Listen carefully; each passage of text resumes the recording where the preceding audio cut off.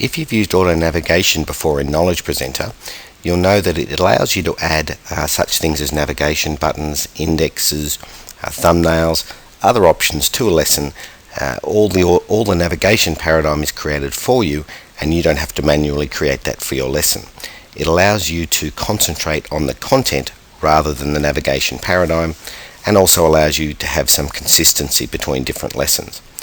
Now, in the lesson we've got on the screen, which is quite a simple one, we have basically a series of photographs. On step 1, there's this photograph, step 2, this photograph, step 3, this one, and so on. Now, we've turned auto navigation on in this case, and we've got some quite simple auto navigation settings. If I click on the auto nav button in the toolbar, you can see that this is where you select all of the auto navigation settings, such things as whether you want widescreen or normal auto navigation, whether you want thumbnails, whether you want a print button, and so on. Now, we're not going to look at all of these options in this particular webinar, because here what we're going to look at is how we can add our own buttons to the auto navigation toolbar. Now, what we might first of all do is preview this lesson to show you what it looks like before we add our own custom button. Now, what we're going to see in a moment is something very simple. It's basically a very simple auto navigation lesson. We'll see an index down the left hand side of the screen. The navigation buttons are added automatically, and basically the user can move from step to step and navigate quite simply and quite easily in the lesson any way they like. There we go, quite simple. At the bottom of the screen you can see we've got a backwards and a forwards button, a comment button and a print button, all added automatically. Now, what we want to do in this particular case is to add an About the Author button to the auto navigation toolbar. Now, on step 7 in this particular lesson, we've added a series of objects that we want to appear when the user clicks on the About the Author button. They're just normal photographs, normal text, normal buttons, and so on. Now, if I show the Groups toolbar, you can see that what we've done is created a group called About the Author. Now, all of these objects appear or exist inside the group. We've added those to the group called About the Author. Now, it's just a totally normal Knowledge Presenter group. Groups have lots of different features, but in this particular case it's going to link in with AutoNav quite simply.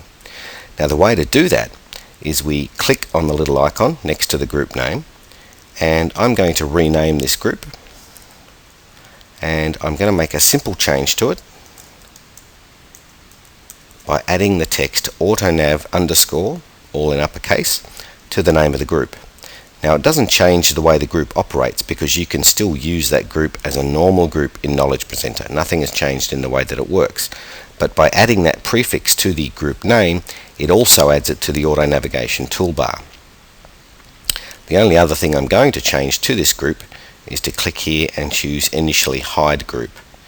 And what that does is tells Knowledge Presenter, don't initially show this group. We don't need it hidden until the user actually wants to see it. Now, that's all we really need to do. If I click on Preview now and just go through the same steps that we did a few moments ago, it generates all of the code required for our auto navigation lesson.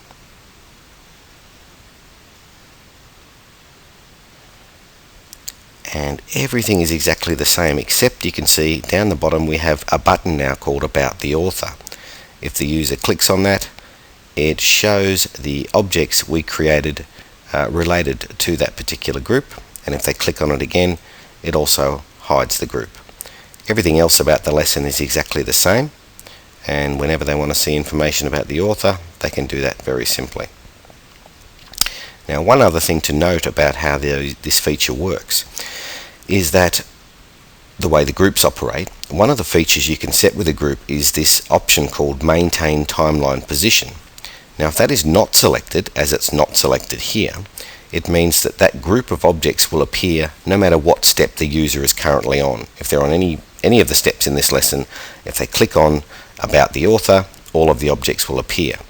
If this option is selected, it means that only the objects in that group that are on the current step they are on will appear. and it just allows you to customize different things to appear on different steps throughout the lesson. Probably a slightly more advanced feature in groups is this maintain timeline position option, but nonetheless the main thing we looked at in this webinar was that just by adding the AutoNav underscore to the name of a group, it will automatically appear in the AutoNav toolbar.